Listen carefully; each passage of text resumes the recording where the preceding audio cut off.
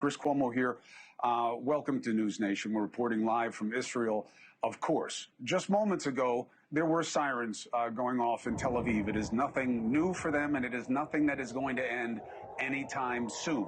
The only question is, are these rockets or other munitions coming from Hezbollah, which has absolutely created a second front in this now, which I'll tell you about tonight, and we'll be trying to travel into there as soon as we can.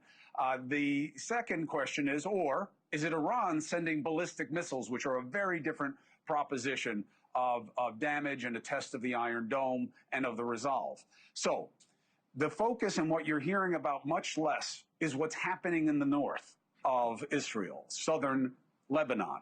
Israel just launched strikes inside Lebanon as close to Beirut.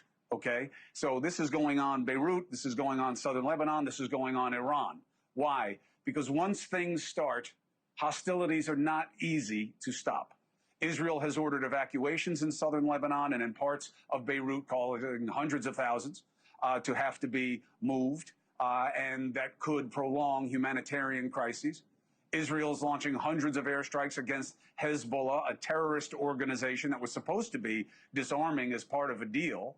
Now it is ratcheting it up, and they're going after yet another group of terrorist leaders.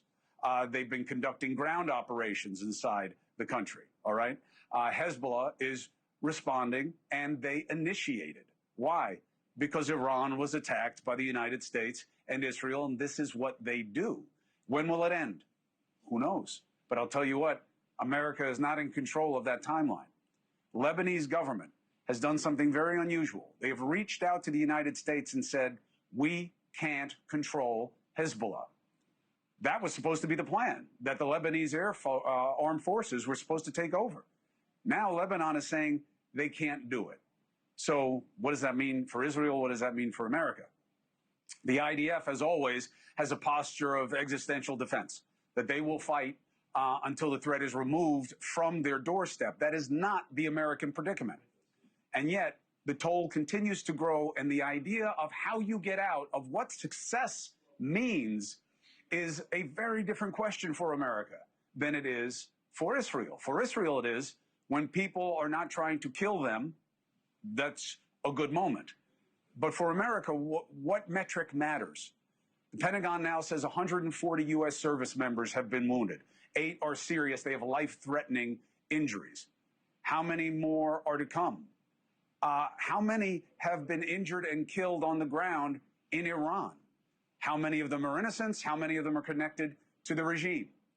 The burn rate of money matters. Why? Because most of our politics domestically right now is shaped by a domestic economic crisis, right? The U.S. spent nearly $6 billion on munitions in the first 48 hours alone. How much blood and treasure is justified, and on what basis? We're now getting mixed messages about how long the war will last, because the idea that America can just walk away, well, how would that be a win? The president said yesterday the war is going to end very soon. Then his war secretary gave a materially different assessment. On day 10 of Operation Epic Fury, we are winning. Today will be yet again our most intense day of strikes inside Iran. We will not relent until the enemy is totally and decisively defeated. But we do so. We do so on our timeline and at our choosing. The president has set a very specific mission to accomplish, and our job is to unrelentingly deliver that. Now, he gets to control the throttle. He's the one deciding, he's the one elected on behalf of the American people when we're achieving those particular objectives. What is that specific goal? What is this change in messaging? Is it because Iran has said they don't want it to end? They don't want to negotiate. These are zealots for whom life is cheap, and they believe that what's coming if they die a martyr is better than anything they could ever imagine here, who do not care about the suffering of their own people and do not care about their economy. So now we see what their true nuclear option was. It's not that they have nuclear munitions, as we all fear most. It's that they can strangle the world's supply of oil in the Strait of Hormuz.